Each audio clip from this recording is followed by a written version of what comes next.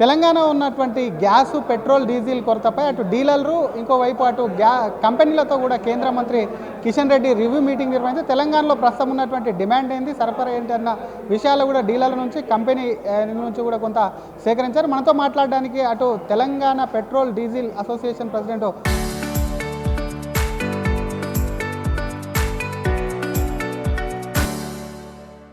Amarender Reddy and team ఉన్నారు. ఒకసారి మాట్లాడించేటువంటి ప్రయత్నం చేద్దాం. సార్, పాండమిక్ ఉందన్నారు, ఒక్కసారిగా జనాలు ఎగబడ్డారు. ఇప్పుడు చూస్తే కొన్ని బంకుల్లో ఖాళీ ఉంది, ఎల్పిజికి సంబంధించి కొంత లైన్ ఉంది. అసలు ఏం జరిగింది 2-3 రోజులు? అంటే లాస్ట్ వీక్ ఏదైతే మేము చెప్పాం కదా, లాస్ట్ టైంలో మనం అందరికి చెప్పాం మేము ఏంటంటే క్రెడిట్ పాలసీ అనేది కొంచెం ఉండే దాన్ని ఇప్పుడు యుద్ధ క్రైసిస్ సమయంలో భారతదేశం బయట నుంచి కొనాలి కాబట్టి మంత్రి గారు వివరణ ఇచ్చారు. సో ఆయిల్ కంపెనీలు కూడా ఇప్పుడు ఫైనాన్స్ అనేది ఒక రకంగా ఉంటుంది, చిన్న వ్యాపారైనా పెద్ద వ్యాపారైనా కంపెనీ అయినా భారతదేశమైనా.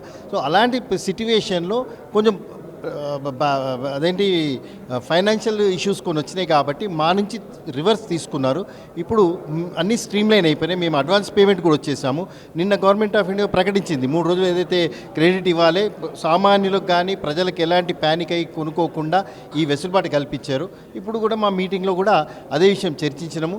ఏదున్నా కోఆర్డినేట్ కమిటీ వేసుకోమన్నారు. రేపు వచ్చే వారం నుంచి మళ్ళీ ఒకసారి మీటింగ్ అవుతుంది.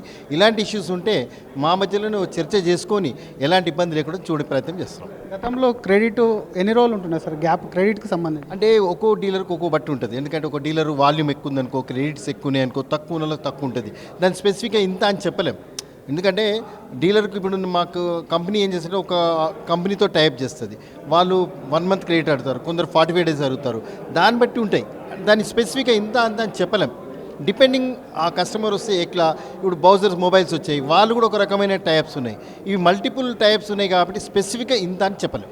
డీలర్స్ అనే కంపెనీలో కూడా డిఫరెన్స్ ఉంటుంది. డీలర్స్ అండ్ కంపెనీస్ డిఫరెంట్ ఉంటాయి. అంటే ఇప్పుడు హెచ్పిసి ఉంటే డీలర్ హెచ్పిసికి అదే వాళ్ళ పాలసీ ఉంటుంది, ఐఓసీకి ఐఓసీ పాలసీ ఉంటుంది, బీపీసీకి బీపీసీ పాలసీ ఉంటుంది, సేల్స్ బట్టి.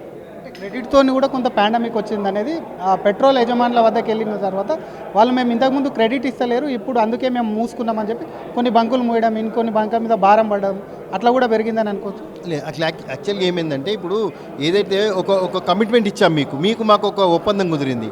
ఈ ఒప్పందంలో ఏమైందంటే ఎదుటి వ్యక్తి నా కంపెనీ ఈరోజు ఇచ్చింది, నేను మీకు ఇచ్చా, ఆ వ్యక్తికి నాకు ఒక టైం ఫ్రేమ్ అగ్రిమెంట్ ఉంటుంది.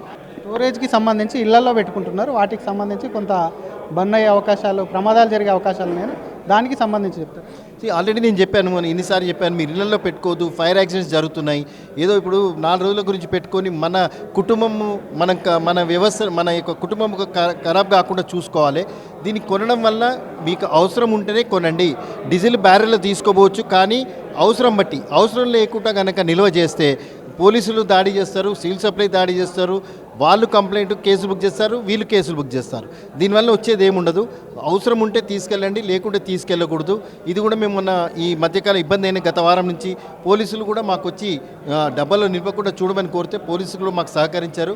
ఆ డబ్బాలో నిలపకుండా చేసాము. అది కూడా కొంతవరకు ప్యానిక్ తగ్గించింది. కేంద్ర ప్రభుత్వం ట్యాక్స్ తగ్గించడానికి ఎలా చూస్తారు సార్? చివరిగా కేంద్ర ప్రభుత్వం ఇప్పుడు ఒకటి మనకు బ్యారెల్ రేటు పెరిగింది, డాలర్ రేటు పెరిగింది. ఇప్పుడు అక్కడి నుంచి రావాలంటే హార్మోస్ స్టేట్ నుంచి రావాలంటే మనకు ఇన్సూరెన్స్ పెరిగింది, ట్రాన్స్పోర్టేషన్ పెరిగినాయి. ఇవన్నీ కూడా భరించాలి కదా. ఇవన్నీ ఏమైతే ఆయిల్ కంపెనీల మీద వస్తాయి. ఆయిల్ కంపెనీలకు ఉరుటు కలిగాలి. అంటే ఇప్పుడు వాళ్ళ మీద భారం వేసి వాళ్ళు రేటు పెంచేస్తారు. ఈ ప్రజల మీద కనుకేస్తే మనకు ఎకానమీ మీద ప్రభావం చూపుతుంది, నిత్యావసర వస్తువుల మీద ప్రభావం చూపుతుంది.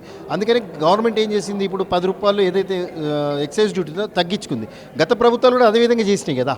సో అది సిస్టమ్ అనేది ప్రభుత్వము, ఏ ప్రభుత్వం పార్టీలు ఉన్నా ప్రభుత్వాల యొక్క బాధ్యత ప్రజల మీద భారం పడకుండా చూడడమే వాళ్ళ బాధ్యత కాబట్టి అదే ఉద్దేశంతో ఇది చేశారు.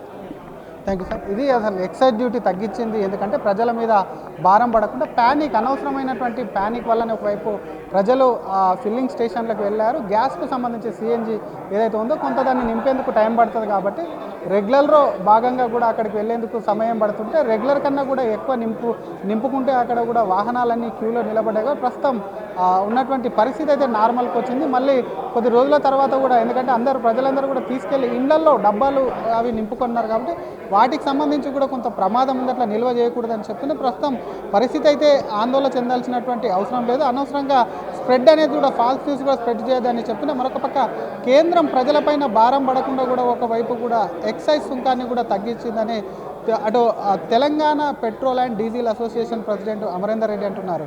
కెమెరామ్యాన్ గజప్తో శ్రీధర్, RTV, హైదరాబాద్.